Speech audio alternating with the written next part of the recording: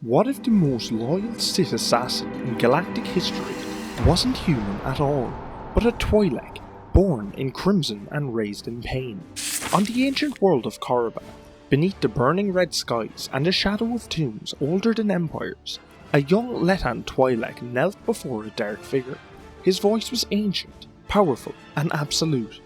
"You have passed your final test without flinching. I name you Darth Talon, and you will now be one of my hands, my own personal assassin." As molten needles carved black lines across her scarlet skin, she did not cry out. Each mark burned deeper than flesh. It branded her soul. She was no longer a person. She was a weapon, a shadow made flesh. But how did she become this perfect embodiment of the Sith ideal? Loyal, beautiful, and deadly. What drove her to serve a master who demanded absolute obedience, and what became of her when that master fell? Wait until the end, because Darth Talon's story doesn't end with Darth Krayt's death. It ends with a secret that changed the fate of the One Sith forever. Long after the fall of Darth Sidious and the Skywalker bloodline's legend, the galaxy was not free from the dark side shadow. Over a century after the Galactic Civil War, a new Sith empire rose from obscurity, forged by a fallen Jedi named Asherad Het, the man who would become Darth Krayt. Among the many who joined his one Sith order was a third-generation initiate born on Korriban itself, a Lethan Twi'lek named Talon. Her red skin marked her as rare even among her species, but on Korriban it was the darkness in her mind that mattered most. Raised in the Sith Academy from birth, she was moulded in the image of the One Sith's doctrine, that individuality was weakness and obedience was strength. Her will was not her own, it belonged to the dark side. Her master, the Twi'lek Sith Lord Dark Lord, taught her to channel hatred until it became pleasure, until obedience became devotion. Under his hand she learned to fight without mercy, to embrace the dark side, not as a tool, but as her very essence. Every scar she bore was a lesson, every strike a gift, and when her time came to prove herself, Krayt demanded the ultimate act of loyalty. "Apprentice, do you know why your master had to die?" "Because you ordered it, master." In the dim light of the Korriban Academy, Darth Talon stood before her master, her red skin gleaming under the temple torches. Without hesitation, she ignited her lightsaber and struck. The duel was short. Her master, though powerful, had trained her too well. With one decisive motion, she beheaded him, and the sound of the blade's ignition died with his life. She did not grieve. There was no triumph, only silence, and the voice of Darth Krayt echoing through the chamber. "You have passed your final test, without flinching." From that moment, she became more than a Sith warrior. She became one of Krayt's hands, an extension of his will, his eyes, his assassin. Her entire body was soon covered in black Sith tattoos, each earned through ritual combat, and burned into her flesh by Krayt himself. Every line told a story of devotion and destruction, a living scripture of the dark side. But how far would that loyalty go when her master sent her into the galaxy's light to hunt its last hope? Comment below, do you think Talon's loyalty was genuine belief in the Sith, or was it fear that kept her bound to Krayt? As one of Krayt's hands, Darth Talon was more than an assassin. She was an executioner of his design. Her first mission was personal, brutal, and symbolic: to hunt the bloodline of the fallen empire. Her target was Princess Marisia Fel, heir to the exiled Emperor Rowan Fel, the man who once led the Fel Empire before Krayt's conquest. On the shadowed world of Socorro, Talon tracked her prey with the precision of a predator. She found the princess hidden within an Imperial mission, under the protection of Elk Vetter, an Imperial Knight. The duel between the Sith assassin and armoured knight was swift and merciless. Vetter fought valiantly, but Talon's speed and precision overwhelmed her. The knight's hand was severed, her leg slashed open, her pain turned into fuel for Talon's pleasure. Then came the lightning. Blue arcs danced across Velter's armour as Talon's power poured through her fingertips, until all that remained was silence. From Veter's broken body, Talon tore the information she needed.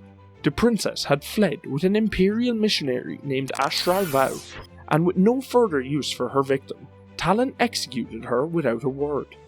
Every kill, every order, every motion was done in Krayt's name. But what happens when the hand of the Dark Lord crosses paths with the last heir of the Skywalker bloodline? If you are enjoying this deep dive into Darth Talon, consider subscribing, it really helps the channel grow. This hunt led her to Vendaxa, a world of carnivorous jungles and endless predators. There, the princess's rescuers included 2 Jedi, Wolf Sazin and Shadow Vow, and a smuggler whose name would soon shake the Sith Order to its core, Cade Skywalker. Before the battle even began, Talon unleashed the planet itself against them. Using the dark side, she bent a herd of Vance beasts to her will, sending them charging through the forest in a storm of claws and teeth. Then she struck. Talon leapt from her speeder into battle, her lightsaber flashing in crimson arcs against 2 Jedi at once. She fought Shadow Vow and Wolf Sazin simultaneously, holding her own through sheer agility and the seductive flow of Ataru's acrobatics. Her strikes were graceful, her movements lethal. She was a dancer of death, a living manifestation of the Sith's elegance and savagery combined. But just as she prepared to end Sazin's life, a pile of debris hurled through the Force sent her crashing through the jungle canopy. The man responsible? Cade Skywalker. The name alone changed everything. For when she reported this to Darth Krayt, her master's fury turned to fascination. Cade wasn't just another fugitive Jedi. He was the descendant of Luke Skywalker himself, and Krayt wanted him alive. When Cade was captured on Coruscant and brought to the Temple of the Sith, Darth Talon stood beside her master as he revealed his true identity.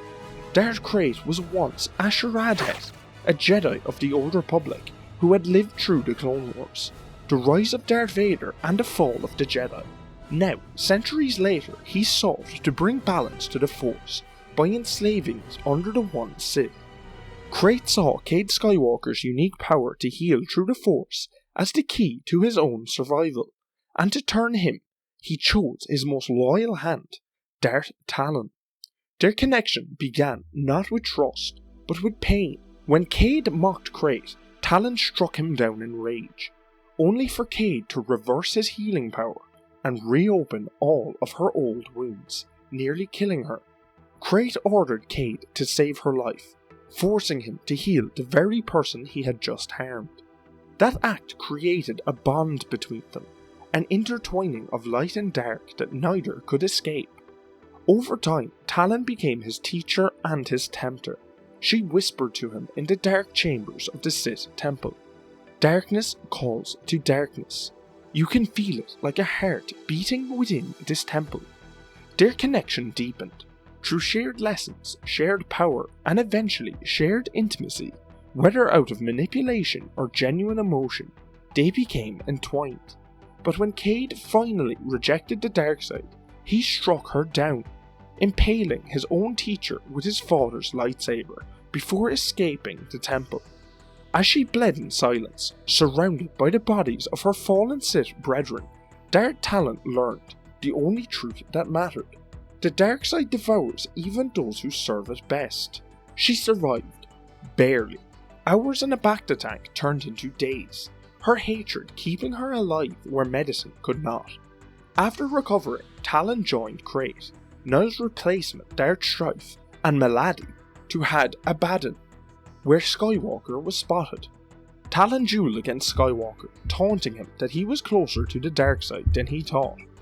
The duel ended shortly before explosives were detonated by Jariah Sin, leaving her and the other Sith unconscious. Shortly after, the man she had pledged her life to, Darth Krayt, was killed by his most trusted servant, Darth Wirlock. When she emerged, the galaxy had changed.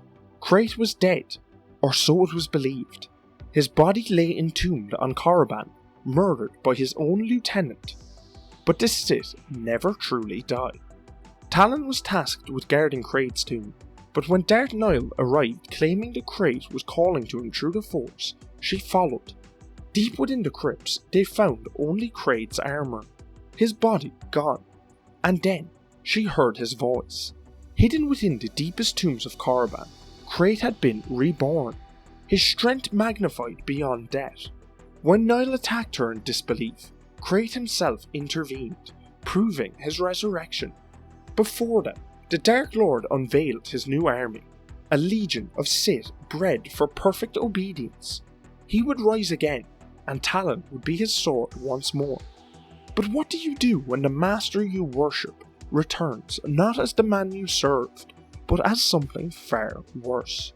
When Krayt marched on Coruscant to reclaim his throne from Weyrloch's usurpers, Darth Talon was at his side, leading his armies through fire and ash. Her blade cut through traitors and Jedi alike. She fought alongside Darth Nihil and Darth Strife, her crimson form blazing amidst the ruins of the Sith temple. But fate is cruel even to the loyal. In the battle's climax, Cade Skywalker returned once more, stronger, wiser, and more dangerous than she had ever known. They met again in the chaos of Krayt's throne room. Talon struck first, her acrobatics sharp as ever, but Cade was beyond her now. He disarmed her, outmatched her, and when Krayt fell at last, slain by Skywalker's hand, Talon knew the truth. The one Sith was broken, the age of her master was over, but she did not die there. She escaped, vanishing into shadow with the remnants of Krayt's order. Under the new Dark Lord, Darth Nihil, the one Sith would change its strategy. No more armies, no more open wars. Instead, they would infiltrate every planetary government in the galaxy, striking from the shadows to rebuild the Sith legacy. And at the centre of that hidden web of darkness was Darth Talon. Talon was many things: warrior, seductress, assassin, and believer. But above all, she was the embodiment of the Sith's greatest weapon: unquestioning loyalty. Her red skin, black tattoos, and burning eyes became the living symbol of Darth Krayt's new order. Every line upon her body was a story of conquest, every scar a vow. When Krayt fell, she did not seek redemption. She did not return to the light.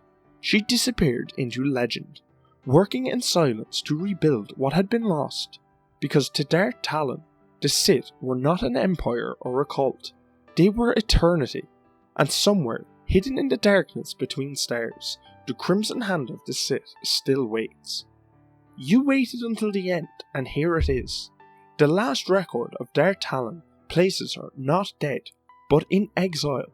Her name surfaces in whispers throughout the galaxy's underworld, an unseen hand guiding the resurgence of the dark side decades after Krayt's fall. Perhaps she survived. Perhaps she became the hidden matriarch of a new generation of Sith. Or perhaps, like her master, she is only waiting to rise again. If you are enjoying these videos, consider becoming a channel member, and let's uncover the galaxy's greatest secrets together. Thanks for watching.